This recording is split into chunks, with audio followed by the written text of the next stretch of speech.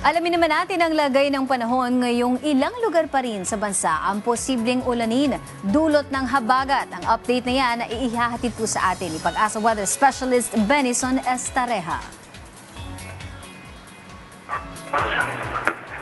Sir Benison, magandang umaga po. Hello po. Yes po, Sir Benison.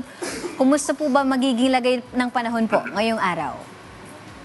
Hello, Ms. Leslie. Well, sa ngayon po, asahan yung epekto ng Southwest Monsoon or hanging habagat. Mataas ang tsansa ng ulan dito po sa may Western Visayas, ganyan sa Negros Island Region, Zamboanga Peninsula, and Bangsamoro Region. So make sure po na merong daw na payong kung lalabas po ng bahay for today.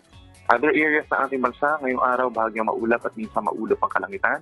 At may tsansa pa rin ng mga pulo-pulo lamang ng mga pag-ulan at mga isolated thunderstorms. Madalas po yan sa dakong hapon hanggang gabi.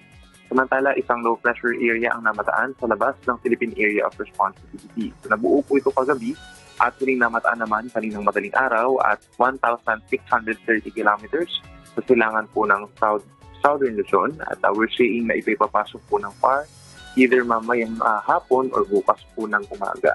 At sa pagpasok niya ng far, nandiyan po yung chance na lumakas pa ito bilang isang bagyo or tropical depression. So ito po ipapangalanan ng Quiapo kung sakasakali maging bagyo by Wednesday or Thursday. At tinataakan direksyon itong LPA na potential nga ng bagyo ay northwest going towards northern. So lagi pong tumutok sa ating update for any developments po nitong weather disturbance. Yan man ang latest mula dito sa Weather Forecasting ng Pag-asa. Balik po sa inyo. Maraming salamat, Pag-asa Weather Specialist Benison Estareja.